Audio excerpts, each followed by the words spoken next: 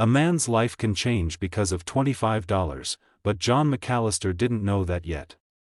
All he knew, that blistering afternoon, was that he had bought the most worthless piece of desert land anyone had ever seen. No water, no shade, nothing but wind and dust. People in town laughed behind his back, calling it McAllister's folly. But what no one knew, what even John didn't know, was that something was waiting out there for him, something starving, something forgotten, something that would pull him into the fight of his life, and change the meaning of family forever. John wiped the sweat from his brow as his truck rattled down the uneven path. He had bought the land out of frustration and a little bit of anger at losing the ranch he had grown up on, anger at the mortgage company that took it, anger at himself for not being able to save it. His father had died believing the ranch would stay in the family. John had failed him. The $25 lot was supposed to be a symbolic fresh start.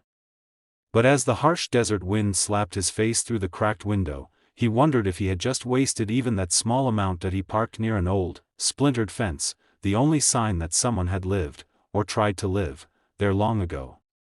Something caught his ear. A sound so soft he almost thought he imagined it. A weak, trembling whinny. John froze. He wasn't alone. He followed the sound, heart pounding, boots crunching in the sand. And there it was, collapsed in the shade of a broken shed, a skeletal horse with ribs showing through its dull coat, head hanging low, eyes half closed in defeat. It looked like a creature that had already said goodbye to the world. His breath caught. "Dear God," he whispered. The horse tried to lift its head but failed. Something in John stirred, an instinct he hadn't felt since caring for his father's horses as a boy. The animal wasn't just starving. It was abandoned. Forgotten. Left to die. Chapter 1 began the moment he knelt beside the horse and realized the truth: the land wasn't worthless. Something had led him here. Something needed him. John ran back to his truck, grabbing the small emergency water tank. His hands trembled as he poured some into his cupped palm. The horse stirred, nostrils flaring weakly before its tongue brushed against his skin. Every breath it took seemed like a fight. Every flicker of its eyes carried a plea it was too weak to voice. "You're not dying today," John murmured. "Not if I can help it." He spent hours coaxing the animal to drink, then scouted the land for anything, grass, feed, anything. He found nothing but dust. So he drove 30 miles back to town, bought whatever hay and grain he could afford, and returned before the sun dipped below the horizon. The horse ate only a handful, but it was enough to spark a sliver of hope into the night. John slept beside it in an old blanket, listening to its shallow breathing until dawn painted the sky in gold. He whispered promises. He didn't know why. The horse couldn't understand them. Yet somehow, it felt like it could. In the following days, word spread quickly. People in town mocked him again. John wasted money on dirt and found a bag of bones. But others, the quiet ones, stopped by with oats, bandages, old buckets. Even the town vet, an older woman named Dr. Hayes who had once treated John's father's horses, volunteered to check the animal. "It's a miracle it's still alive," she murmured after examining it.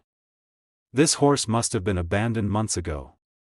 If you hadn't come along." She didn't finish. She didn't need to. The first week passed. Then 2. John named the horse Star, because he found her under the only star that appeared during a sandstorm he nearly got lost in. Her recovery was slow. Some days she barely stood, legs trembling. Some days she pushed her muzzle into his chest as if asking him not to give up on her.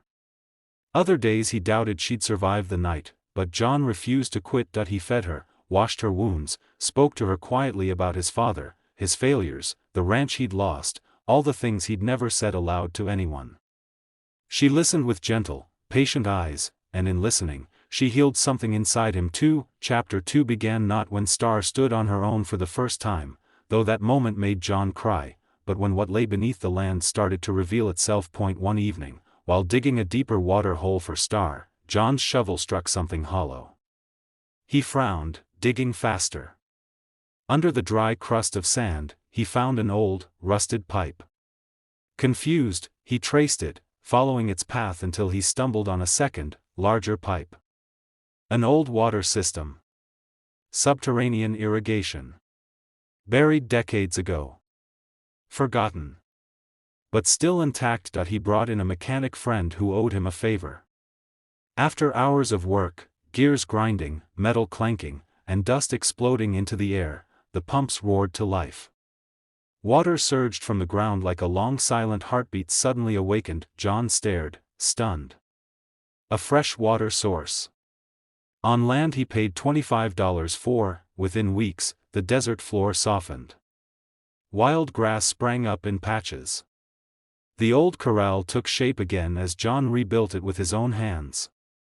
The town's laughter faded. Rumors spread instead, whispers of McAllister's miracle patch. But the real miracle was Star. Her coat grew glossy, her muscles returning, her spirit blooming. She ran, truly ran, across the field for the first time since he rescued her, mane streaming like a banner of victory.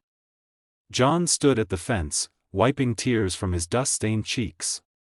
She galloped to him, stopping only when her forehead touched his chest, a gesture of trust deeper than words. Life around the land changed too.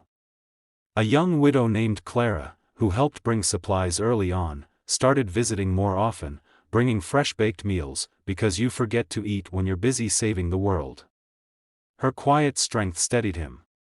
Her gentleness reminded him that kindness could still grow in barren places. One night, sitting on the porch with Clara beside him and Star grazing under the starlight, John realized something profound.